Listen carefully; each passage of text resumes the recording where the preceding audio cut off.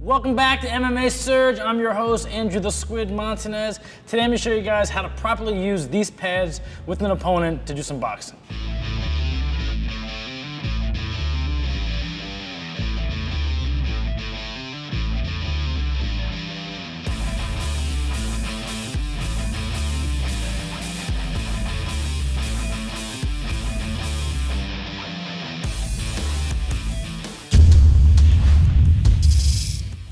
All right, so let's bring in Simon. So Simon has his boxing gloves on.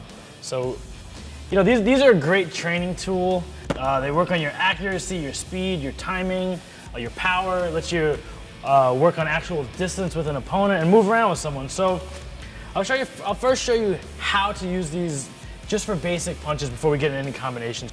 I'll tell Simon, throw a jab. When he throws a jab, when I have this out here, I want to meet him halfway. So throw a jab. I want to hit there. I don't want to leave my hand there and have my shoulder fly back. You watch a lot of people, I'm sure you guys go to the gym and see people holding pads and it looks like their shoulders are getting all jacked up.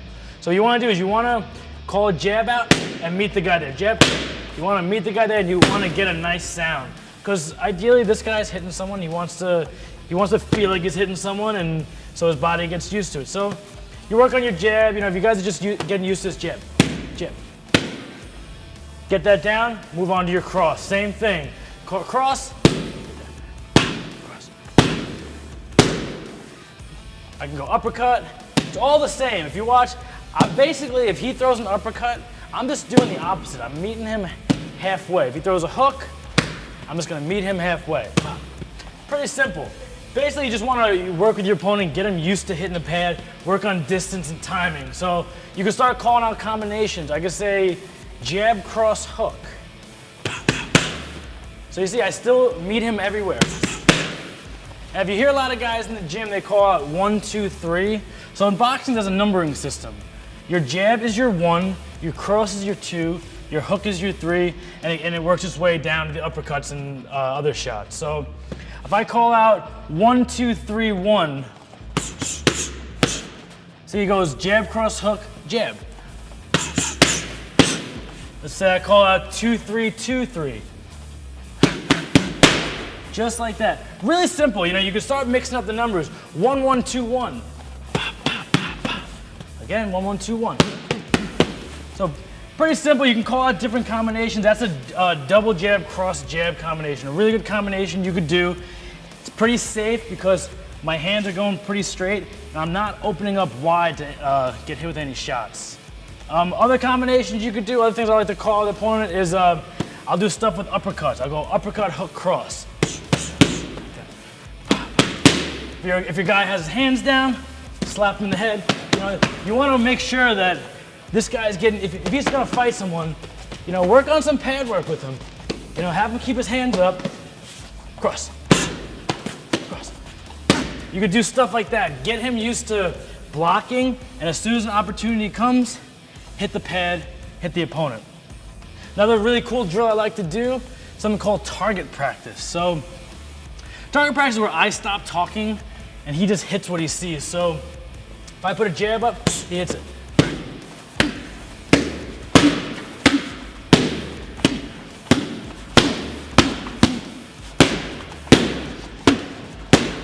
See, pretty simple, no talking, gets you used to having a little muscle memory, reacting to shots that are open.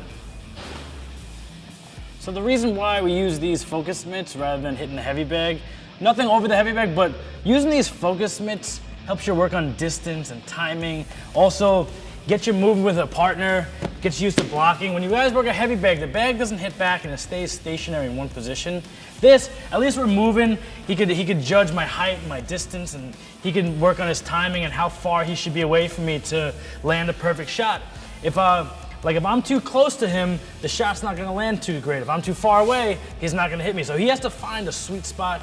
If I'm moving, he's gotta move with me to stay within range to hit me. So that's one of the reasons why we do these, because it simulates working with a partner, and it's kind of like sparring in a way, but you as the hitter know that you're not really gonna get hit back, and then that this is more for accuracy, speed, and timing.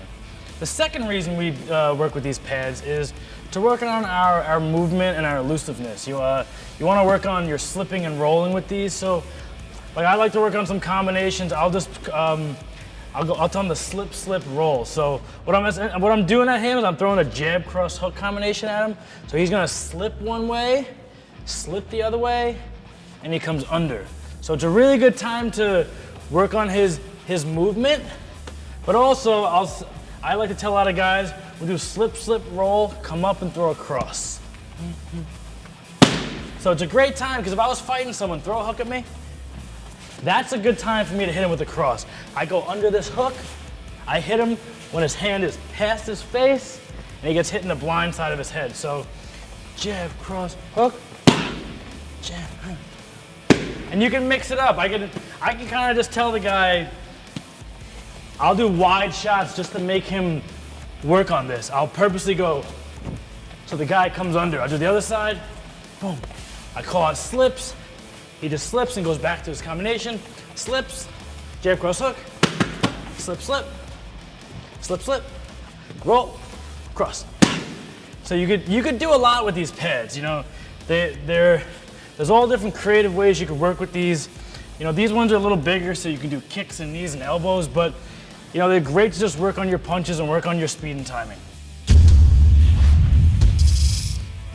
All right, so there's three things you can really do with these pads. One, you can work on your offense, work on your timing, your speed, your distance, your power. Number two, you work on your elusiveness and your defense. Blocking shots, slipping, rolling, and just getting used to not getting hit and getting used to strikes coming at you. And the third thing is your endurance. You know, cardio is a big part of mixed martial arts. So let's say you have a professional mixed martial arts bout coming up, and you have 3 5-minute rounds. It's good to emulate that. Get a trainer or have someone hold pads for you and simulate those rounds. Set a timer for 5 minutes, hit pads for 5 minutes, take a 1-minute break, and repeat 2 more times. If you're just trying to get in shape, set 5 rounds at 3 minutes apiece, hit the pads, and get yourself in shape. All right, so that was our intro to pad holding. If you guys want to get a pair of these, go to a martial arts supply store, check online, pretty easy to find, not too expensive. Pretty good training tool to have if you're gonna want to get your hands a lot better. Also, if you guys have seen Floyd Mayweather hit pads, there's a lot of hand signals they do, a lot of secret stuff. I'm gonna show you what he does and how he does it to gain speed and to punch the way he does. I'm the Squid, make sure you subscribe to this channel, and I'll see you next time on MMA Surge. Welcome back to MMA Surge. I'm your host, Andrew the Squid Montanez. Today I'm gonna show you guys how to properly use these pads with an opponent to do some boxing.